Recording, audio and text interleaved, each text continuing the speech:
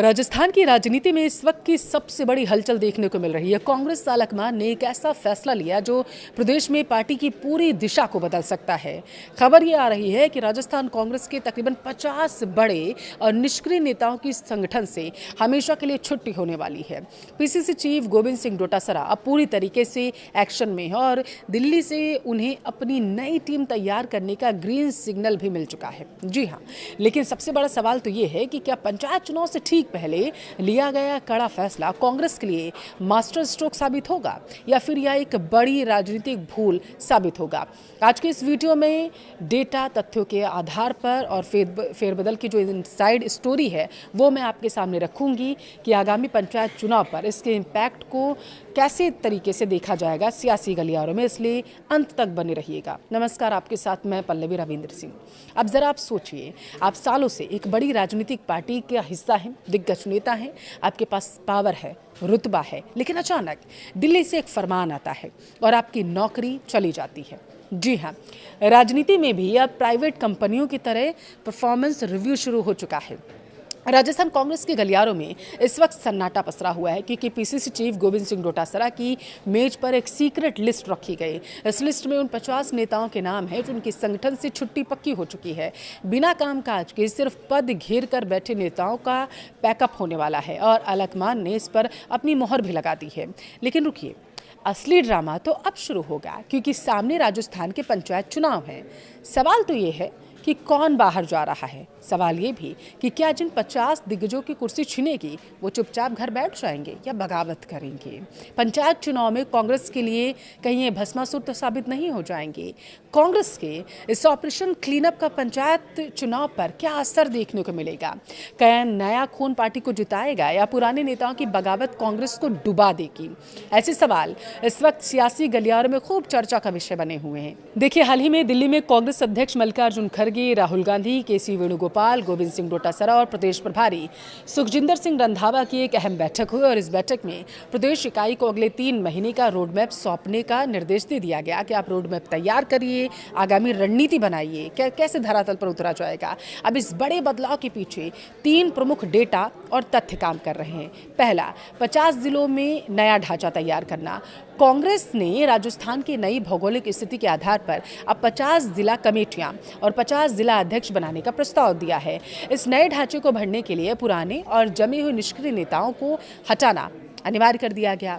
दूसरा, जो विभीषणों हैं उनकी पहचान करना, यानी पार्टी प्रभारी रंधावा डोटासरा ने सख्त लहजे में कहा है, ऐसे नेता जो पार्टी में रहकर भीतरघात यानी किसी और पार्टी की मदद कर रहे हों या सिर्फ अपने परिवार के लिए वो पद सुरक्षित रखना चाहते हैं, उनका अब संगठन में कोई काम नहीं रह गया, यानी उन्हें बाहर का रास्ता दिखा दिया जाए या फिर बिठा दिया जाए या फिर कोई एक्शन लिया जाए। तीसरा पॉइंट ये कि एक्शन की शुरुआत कर दी जाए। अब आपको मैं बता दूं कि यह केवल चेतावनी नहीं होगी, कुछ समय ही सही पहले 17 ब्लॉक कांग्रेस अध्यक्षों को संगठन के कार्यों में उदासीनता बरतने के कारण नोटिस थमाया जा चुका है और यह 50 नेताओं की विदाई के बड़े अभियान के तौर पर ट्रेलर के तौर पर देखा गया था।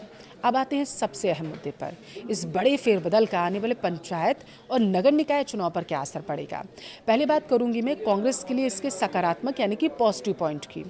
युवा और सक्रिय कार्यकर्ताओं को मौका देना, ये कांग्रेस की तरफ से दावा किया जा रहा है। देखिए, राजनीति में जब ऊपर की जगह खाली होती है तो नीचे जमीन पर पसीना बहाने वाले कार्यकर्ताओं को मौका मिलता है।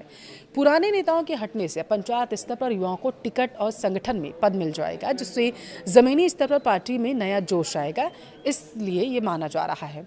अब देखिए, गुटबाजी एक महत्वपूर्ण फैक्टर निकलकर सामने आया।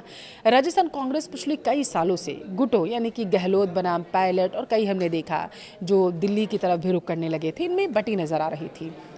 डोटासरा का ये सख्त कदम एक कड़ा संदेश भी हो सकता है कि अब सिर्फ पार्टी का गुट चलेगा, इससे चुनाव में एकजुटता दिखेगी, यानी अब पार्टी गहलोत बनाम पायलट नहीं होगी बल्कि कांग्रेस के तौर पर ही निकलकर सामने आएगी, यानी कि एक मुद्दा लेकर के जाएगी। तीसरा पॉइंट ही निकल के आया एंटी इनकम्बेंसी यानी सत्ता विरोधी लहर। देखिए, इसका बचाव करना कांग्रेस के लिए ज़रूरी। अक्सर एक ही चेहरे को बार बार देखकर जनता भी ऊब जाती है। संगठन में नए और फ्रेश चेहरे होने से ग्राम पंचायतों में सकारात्मक संदेश जाता है। पार्टी खुद को बदल सकती है।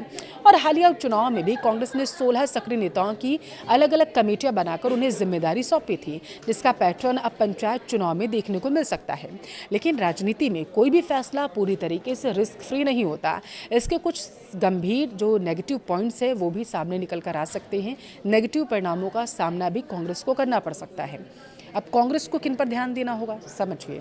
भीतरघात और बगावत का टर्न। पंचायत चुनाव राष्ट्रीय मुद्दों पर नहीं बल्कि मोहल्ले, वार्ड और स्थानीय चेहरों पर लड़े जाते हैं। जिन 50 दिग्गज नेताओं को बाहर का रास्ता दिखाया जाएगा, उनका अपने इलाकों में गहरा प्रभाव हो सकता है, अपना वोट बैंक हो सकता है। ये नाराज नेता निर्दलीय उम्मीदवार खड़े करके या सीधे तौर पर विरोधियों का साथ देकर कांग्रेस को गांव और कस्बों में भारी नुकसान पहुंचा सकते हैं।